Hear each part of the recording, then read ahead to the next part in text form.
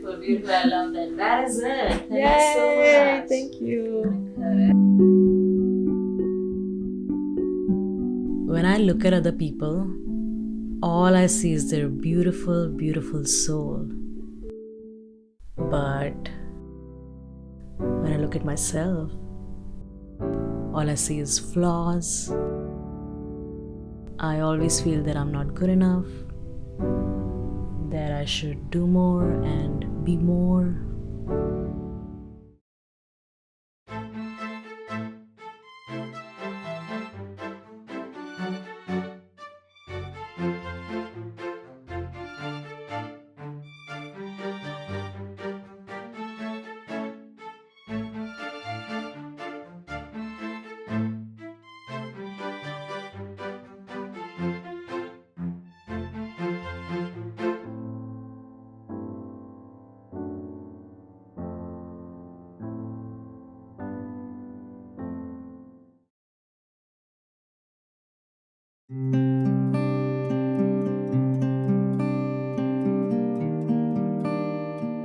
Whenever something is bothering me or I'm tending to overthink too much, sometimes or all the time, writing it down on the paper helps me feel better. My name is Garima Soni and I live in Vancouver, BC. And I'm the creator of Heal Through Poetry documentary series. The idea behind this documentary is to capture the creative minds of the brilliant poets living in Vancouver, and also to see writing poetry as a medium of healing, or kind of like a first step towards healing. When we go through hard times, we tend to feel that we are alone and no one understands us. So putting these stories on the front line can hopefully make people feel less alone in terms of feeling emotions, that it's okay to feel whatever you're feeling right now. I am born and raised in India. I moved to New York City when I was 21 years old, and I studied computer science at NYU and also worked as a software developer for almost 6 years.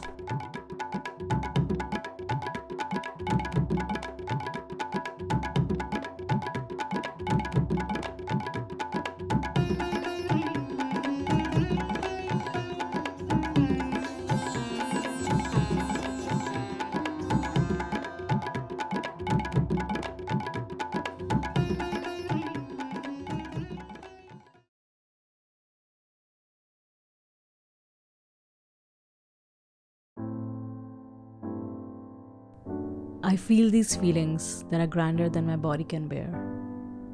They pour out of me and become larger than life. When someone else around me would see them, they will shut me down. Tell me that I'm wrong, that I shouldn't feel this way, or even laugh at me for feeling this way in the first place. And I think that I'm wrong. I've been this way all my life, trusting others' words more than my own. So I'd find solutions to stop feeling these feelings, but I could never find any. I've been this way all my life.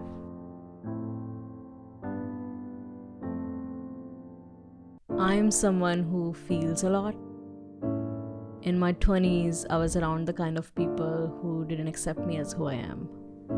So I was put down a lot and made fun of because either I'm too dramatic or I'm too much. So I would minimize myself around them just to fit in. Also, if someone didn't like me, I would make it my life's mission to go above and beyond to make them like me. And maybe they will do it for a certain time period, but leave eventually. And I would feel devastated and heartbroken. I felt that I'm not good enough, and I feel that I'm a burden on other people. And this is a pretty consistent feeling that I struggle with.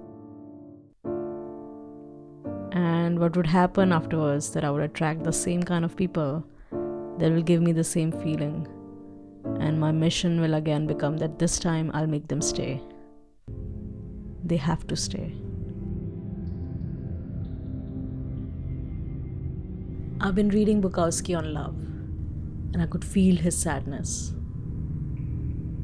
I can always feel the sadness of others. It's all I've understood clearly. Even when I was a young 10-year-old, I listened to Hindi songs about heartbreak. I memorized them and sang them and believed them. There's nothing purer than that. I've been reading Bukowski on love, and I'm scared that my words don't show the signs of pain and the power of self-destruction that he has. But then I think I don't want to be him. I don't want to die in heartbreak. It's not my precious anymore. I want to be in love. I want to be loved. I said I want to be in love and be loved by the same person. I'm done seeking love from the people who abandoned me. From now on, I'll be straightforward on what I want and what I deserve. I deserve to be loved. I deserve to be loved. I deserve to be loved. I deserve to be loved. If I say it that many times, you think it will come true, right?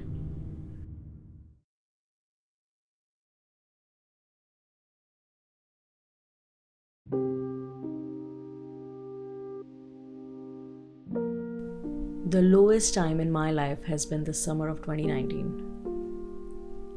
I was a lead project owner and I was working long hours day in and day out. And slowly I lost all of my passion for the work, and I wished that I would never wake up again. During weekdays I would be busy doing work, but during the weekends I would get panic attacks.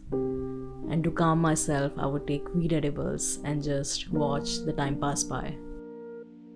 I was in so much pain that it felt better being in another world and not to feel anything at all.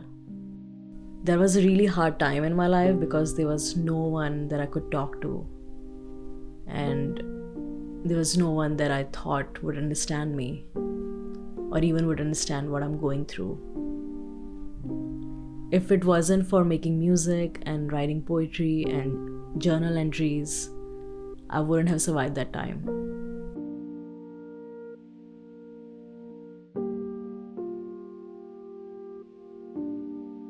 So I took a leap of faith and quit my job in 2020. I moved to Vancouver the same year and studied film production at Infocus Film School.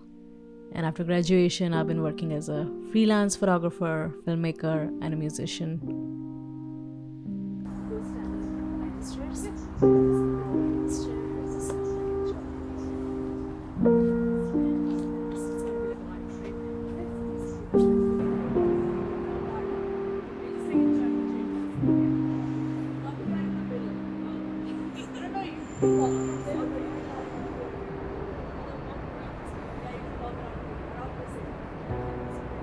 I really like talking to people and not just the small talk, I love the deep talks, their emotions, their dreams, and their views on the world, on certain topics like mental health, feminism, etc. And I like to listen to people. I'm always watching the interviews of artists and understanding their point of view about life and art and their philosophy on living and creating.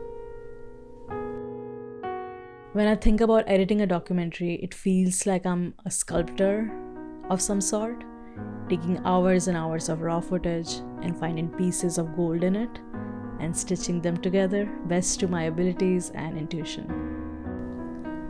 The best thing that I've learned from making this documentary is that if there's a wrong shot or a line that doesn't fit, it can always be fixed. I don't tell myself that I'm not good enough to make this film or I'm not good enough to fix things. I always think of how to find a solution that can work around it. And also to keep imperfections in it, just to keep it raw and organic. And I think that problem solving part does come from engineering, because engineers are always building stuff. And the main idea behind engineering is creating stuff and problem solving. Which as an artist, that skill comes in very handy. Initially, I used to be ashamed of that I'm an engineering first and an artist later, but now I embrace all of my skills. Films and art allow yourself to be as who you are, as in being as unique as you can be, is celebrated. Meeting these poets and making this documentary has been a great learning experience for me. I feel like I've grown so much as a filmmaker and also as a person. When I make films, there's so much that it gives back to me. Having a voice, happiness, and an identity. I'm finally being myself and I'm just getting started. There is so much more to explore and I cannot wait to make more films.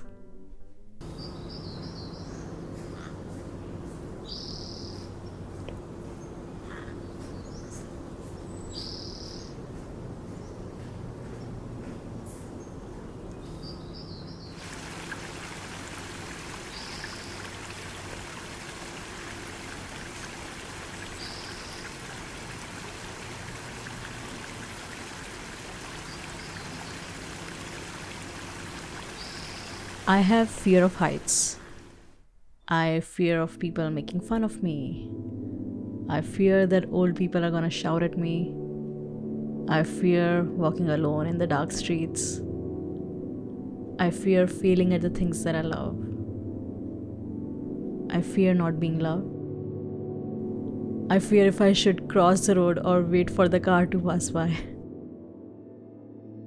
I fear jumping from a helicopter for a sport.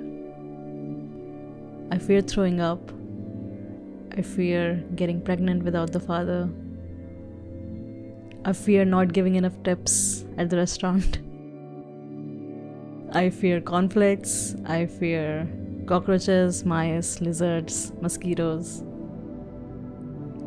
I fear not being liked. I fear being alone.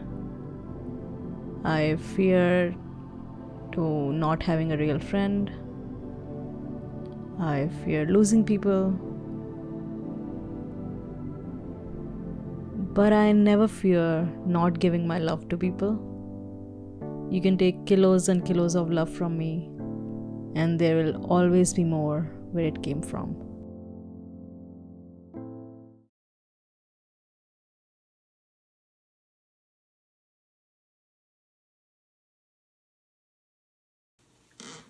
Okay. Look here. Relax. We got it on camera.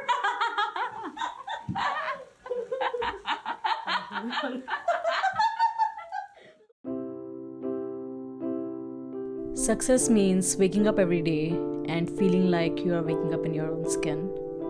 And doing the work that you do makes you feel that it's yours and this is what you're meant to do. I'm working on a relationship with myself right now that I love myself, not only on the good days where I'm productive, that I learn to love myself on the bad days where I feel the pain, where I'm lost and I can't do anything on those days and just wait to pass by.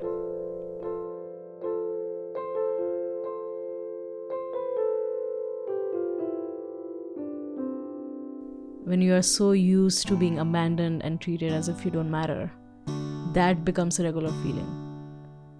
And when someone else comes into your life and shows you otherwise, you don't even believe what's happening, if it's even real or just your imagination. I used to feel so confused as to why this person is treating me so well. I'm not worthy. Doing art has helped me live my truest life, and it has also attracted good friends in my life. I have amazing friends who see me as who I am, whom I can talk about my feelings and not be judged. And I think all of that happened to me because I finally chose my path in life to be who I really am and what I really want to do.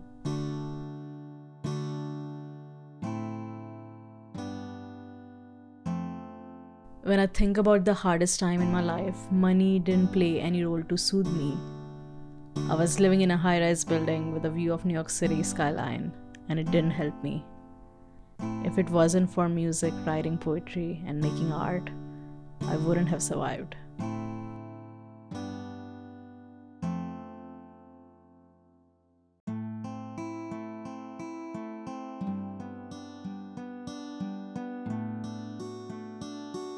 For most of our lives, we wait for people to choose us.